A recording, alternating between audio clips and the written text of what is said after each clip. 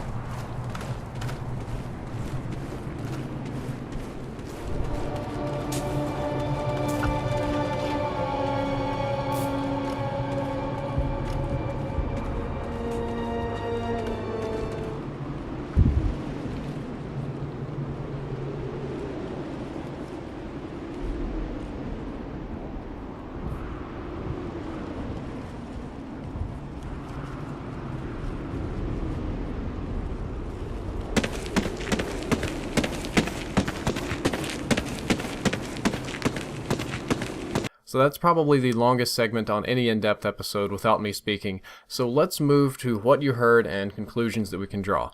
Number one is that Amplify does allow you to hear Dead Silence users, but not all that well. I am a person that does not use headsets very often. My ears are a little sensitive, so I don't turn the volume up very high. For this Search and Destroy game, I actually turned it up much higher than normal just to get good gameplay. However, a trained pro, a pro player, an MLG game battles guy, a sweaty tryhard that has his Tritons or Astros on maximum, they should be able to hear Dead Silence users pretty well. Obviously not as well as a normal runner, but they'll be able to hear them easily enough. The simplest and most effective way to avoid being detected by an Amplify user is simply crouch walking or prone crawling, because for some reason it removes all movement noise. Even if you don't have Dead Silence and you just have no sort of stealth perks and you crouch walk, an Amplify user probably will not be able to hear you. So when it comes down to the last minute, when you're really worried about being sound hoard or something, my best recommendation is to just crouch walk. And I know that sounds silly. It's like, oh yeah, we've known that since COD 4, but I'm telling you, it makes absolutely no noise. It's crazy. I heard nothing on the crouch walking test. So if you're worried about being detected, I would just highly recommend crouch walking, and I think it'll do you a lot of good. As to where these perks are useful, they're very useful on the pro scene in almost any scenario because you're playing at an extremely high level of competition, and being able to hear somebody coming is very important. In a public match, especially any sort of respawn game mode, domination, blitz, team deathmatch, they're not going to be that useful because it's going to be a very chaotic game with a lot of explosions and things going on. You probably won't be able to hear the footsteps all that well anyway. However, it will be very useful in almost any hardcore mode because they're played slower, and they are extremely useful in both search and rescue and search and destroy. So those are the two game modes that I would highly recommend that you try these out on. And as to whether they're overpowered or unfair or unbalanced, I'm actually not going to be throwing text on the screen for this part because it's an opinion section in in-depth. It's kind of a double-edged sword. As of right now, Amplify is like an ultimate perk. It's an uncounterable perk. There's no way to beat it except for crouch walking, which most people don't like to do anyway.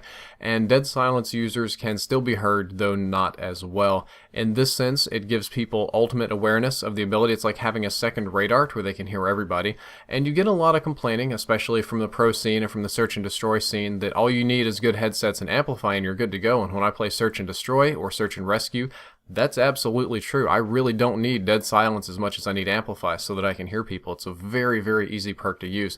However, if you were to make the exact opposite decision and say that, okay, we're going to make Dead Silent user footsteps completely silent where nobody will be able to hear them, then Dead Silence becomes the ultimate perk. It becomes the uncounterable perk. And even if you run your Amplify and you have your headsets up to max and you've got your surround sound just directly wired into your eardrums, people can still sneak up on you in an extremely unrealistic and unusual way. So no matter which way you go, balancing on the ultimate side where Amplify always works or Dead Silence always keeps you off of Amplify or whatever, it kind of screws people up by making a perfect stealth perk or a perfect awareness perk. And I believe that the answer lies somewhere more in the middle. I would say that being able to hear Dead Silence users with Amplify makes sense, that one perk counters the other. However, as of right now, even a novice sound whore like myself, somebody that rarely uses headsets because ear problems, well, I like my headsets, I just try not to use them too much, that I can hear them that easily and kill them. I believe that's a balancing issue, and I believe that the effectiveness of Dead Silence should be increased so that it is considerably harder to hear it. I think the best way to do it would be to change the range. So in what you've seen, the volume changes, but the range at which you can hear footsteps does not change. I would alter the range at which the footsteps on Dead Silence are able to be heard by Amplify, so that if you have Amplify, by the time you hear a Dead Silence user, they're very close to you, and it's going to force you to react in an aggressive manner, and it'll still retain a balance, a warning for you, and a fairness to them, and that your warning is very minimal. That's the way I would do it. However, there is a supposed patch or balance coming up on this in the future, and we'll see what's done about it. Well guys, that's all for this episode of In Depth. I hope that you enjoyed it, and I hope that you learned something useful. If you'd like to check out the previous episode on the VKS sniper rifle, you can click the box on the left. That'll open a new window. If you'd like to check out the next episode, that's going to be on the AK-12 versus the R5, which is going to be a very interesting episode, I promise. You can click that box when it's live. It'll open up. As always, if you enjoyed the content, don't forget to like and subscribe. Drifter out. Enemy SATCOM spotted.